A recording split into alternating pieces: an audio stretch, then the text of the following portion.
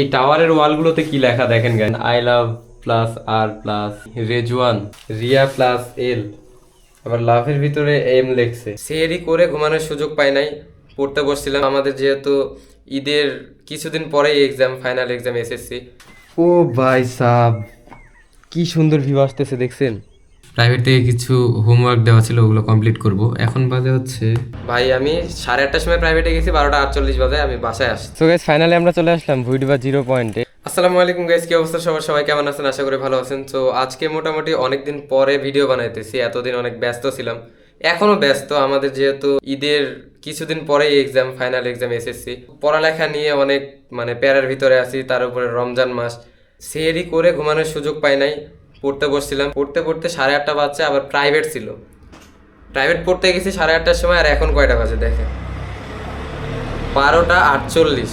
ভাই আমি 8:30টার সময় প্রাইভেটে গেছি, 12:48 বাজে আমি বাসায় আসি। এখন আবার ফ্রেশ হইতে হবে, ফ্রেশ হয়ে দেন আবার পড়তে বসতে হবে, আজান দিলে নামাজ পড়ে দেন আবার পড়তে বসতে হবে। ভাই পড়ালেখা নিয়ে অনেক প্রেশারের ভিতরে আছি। সো গাইস, আমরা যারা এসএসসি ব্যাচ 2026 আছি তাদের জন্য সবাই একটু দোয়া করবেন, কারণ এবার একটু ওই যে শিক্ষামন্ত্রী আমাদের যে হেলিকপ্টার মিলন ভাই, কাকুনা দাদু যেই হোক, সে নাকি অনেক কড়া, অনেক প্রেশারের ভিতরে আছে। সবাই একটু আমাদের জন্য দোয়া করবেন যেন আমরা খুব ভালো একটা রেজাল্ট নিয়ে পাস করতে পারি। সো গাইস, মোটামুটি ফ্রেশ হলাম, ফ্রেশ হয়ে এখন একটু লিখতে বসছি।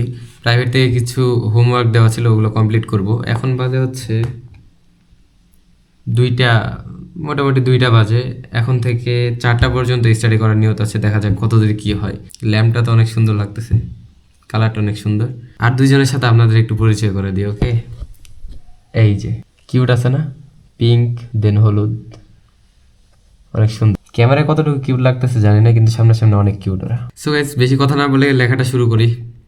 যত দেরি করবো ততই তো দেরি হবে। লেখাটা কমপ্লিট করে দেন আপনাদের সাথে আবার কথা বলতেছি। সো গাইস, ফাইনালি আমার লেখালেখি সব কিছু কমপ্লিট। সো এখন মোটামুটি বাজে 4টার কাছাকাছি। এখন একটু সাইকেলিং করার জন্য বাইরের দিকে যাব। বিকেলের দিকে সাইকেলিং করতে বেশ ভালো লাগে। সো চলেন বাইরে গিয়ে দেখা হচ্ছে।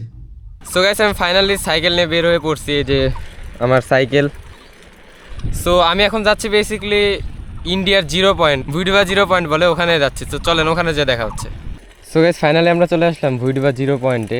আর রাস্তার অবস্থা দেখছেন কত সুন্দর ছিল, যখন প্রথম প্রথম রাস্তাটা বানালো অনেক সুন্দর ছিল, বাট এখন কেমন জানি করে ফেলছে সব। রাস্তার অবস্থা দেখেন। আমার ঠিক সামনেই যেই টাওয়ারটা দেখতে পারতেছেন, এটা হচ্ছে বিজিবির টাওয়ার। আমি আগে ভাবতাম যে এখানে উঠলে হয়তো বকা টকা দিবে, বাট এখানে উঠলে কিছু বলে না। একটু পরে উঠবো, তার আগে আমি একটু সামনে থেকে ঘুরে আসি, চলে। সো আমি এখন যাচ্ছি বেসিক্যালি একেবারে 0 পয়েন্ট, মানে যেখান থেকে সীমান্ত পিলার দেখা যায় আর কি। দেখানোর চেষ্টা করব, ওখানে যদি বিএসএফ না থাকে তাহলে। আই ডোন্ট নো দ্যাট আছে কি না, দেখা যাক। ও ভাই, এখানে সাইকেল কে রেখে গেছে? কোনো লোক দেখতেছি না, বাট সাইকেল। হাই হাই, এই রাস্তার মাঝখানে এগুলো কি রাখছে? সাইকেল চালানোর তো কষ্ট হয়ে যায়। এই একটা অবস্থা বাংলাদেশের মানুষের, মানে নিজেদের সম্পদ নিজেরা রক্ষা করবে কি, এমন অবস্থা করে রাখে। আর পরে দোষ হয় হচ্ছে সরকারের। তো আমি চলে আসছি একেবারে 0 পয়েন্ট। ক্যামেরাতে তেমন একটা মেবি দেখা যাবে না, মানে এই যে গমের ক্ষেতগুলোর কারণে দেখা যাচ্ছে না সীমান্ত পিলারগুলো। তাছাড়া কিন্তু দেখাতে পারতাম। আমি একটু আপনাদের ফোনে জুম করে দেখানোর চেষ্টা করি, যদি আমার ফোনের ক্যামেরা তেমন একটা ভালো না। এই যে যে সাদা পিলারটা দেখতে পারতেছেন, এইটাই হচ্ছে সীমান্ত পিলার। আর এই পাশে একটা কাকু কাজ করতেছে, এই কাকুটা কিন্তু বাংলাদেশের। ওই যে সীমান্ত পিলার, এমন সীমান্ত পিলার এই দিক দিয়ে পুরাটা জুড়ে আছে। এখানে বেশিক্ষণ না থাকাটাই বেটার। এখানে যেহেতু খুব কাছেই ইন্ডিয়া, যদি বিএসএফ টিএসএফ এসে ঝামেলা করে তাহলে একটা সমস্যা হয়ে যাবে। সো এখন আমি যাচ্ছি, ও সরি, সো এখন আমরা যাই, চলেন হচ্ছে ওই টাওয়ারের উপরে উঠবো। তো গেছে আমার পিছনে সেই বিজিবির টাওয়ারটা, তো চলেন ওখানে উঠা যাক।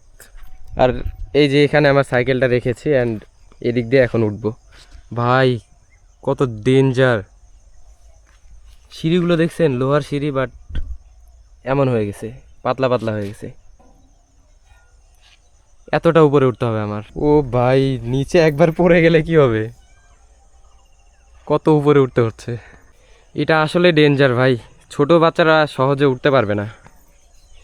এই যে দেখেন, হাই হাই অবস্থা। বাট এখান থেকে ভিউটা অনেক সুন্দর আসতেছে।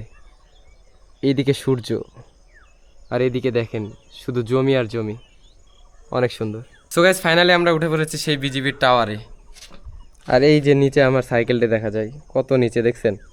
এই যে সিঁড়ি, আর এখান থেকে ভিউটা ভাই কত সুন্দর লাগতেছে, মনে হচ্ছে আমি ড্রোন হয়ে গেছি। ভিতরে এগুলো কি রাখা এটা?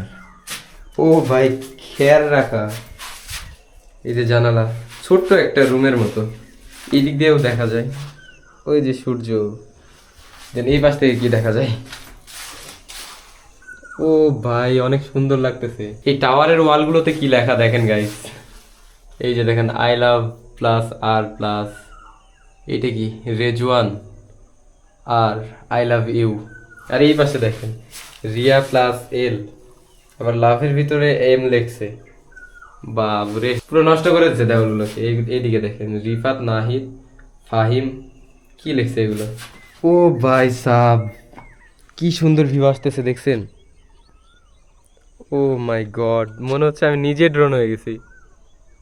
ও উপর থেকে সব কিছু দেখা যায়, ইয়ে অনেক সুন্দর লাগতেছে। তো গাইস এখানে আর বেশিক্ষণ দেরি করবো না, যেহেতু রমজান মাস, ইফতার করতে হবে, বেশি টাইম নেই, অল্প কিছুক্ষণ সময় আছে।